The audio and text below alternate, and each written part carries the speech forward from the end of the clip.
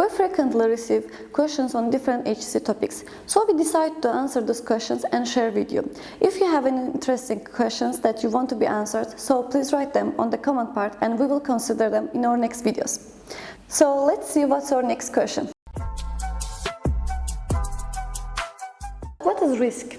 For a hazard to be risk, there is, because we start with the hazard, we said, because the source of the problem is the hazard. That's where the impact is coming from. For a hazard to become a risk, there is a need to hazardous activity to take place, because we said hazard is the source of the problem. Hazard has got some potential to harm.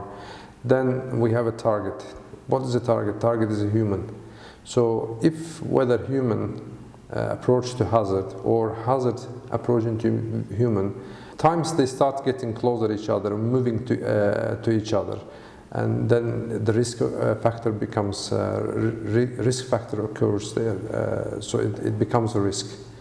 And then what we say to explain the risk is the risk is a likelihood of a hazard become hurt someone multiplied by the severity of something will happen. So likelihood of something will happen and the severity of the accident of the result equals the risk. So hazard to become a risk needs to there's a hazardous activity needs to take place. So, for example, we said the good example I always give is like the wild animal in the forest. So, if we're in town and we don't go to forest, we don't have a risk of a wild animal. But the hazard is still there. It's in the forest. As soon as we get in the car or we start walking toward the forest, and the risk becomes effective. And as more we get closer, and the risk gets higher, because what happens is we have the likelihood growing there, and then the severity.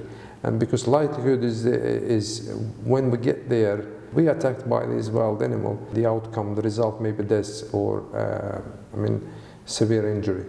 So that's the severity, and this is the approaching, the distance is our likelihood. As we get closer, the likelihood is grow gradually. But we talked about risks and hazards. What's the difference between them? Yeah, it's a good question, because it's a really good point for health and safety people to learn, to remember and to practice, I would say, because it's mostly confused terms. Confused elements in the health and safety, because some people think it's a hazard, some people say no, it's a risk. There is a clear comparison, there is a clear difference there. Hazard is not an active, hazard is passive somewhere, because if we have a hazardous, for example, chemical on the shelf, like the bucket or can of, for example, a chemical on the storage, it's still hazard. It's closed, sealed, well protected, but still hazard. It's closed and it's on the shelf. When it comes risk, when we go and take it off the shelf and open this can to use it, and when we use it, unless we don't touch this hazard and we don't open the can, it's still hazard and nothing happens.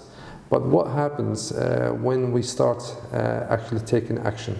So that's a clear answer here. The hazard is something passive. Hazard itself, it's hazardous, yes, but it doesn't do anything until you touch it or it comes towards you. So there is an activity difference here. So opening the can is hazardous activity. So that's what the risk occurs from. So the risk is when we open hazardous can, for example, or chemical will hurt us. We can get a chemical spill, or we can damage our skin. It can get in contact to our skin or eyes or face. It can certainly damage our body parts. So that hazardous chemical becomes a risk when there's a chemical risk when it starts getting in contact. So the hazard is something like passive. But when it gets in contact, the hazardous activity starts and it becomes a risk. So another example, if you are near the sea, for example, you go to beach for swimming, for example, The water, the sea in itself is a hazard. If you don't know how to swim, it's a hazard for you because you can easily get died in the water and lose end your life there. But that's not. If you don't know how to swim, you probably stay away from it. But that does not take the risk, take the hazard away. Hazard is still there. But the moment the person don't know how to swim and start moving towards the sea, the risk start growing because he doesn't know how to swim, for example, and the sea is still there. Or if it's a shark in the sea, for example.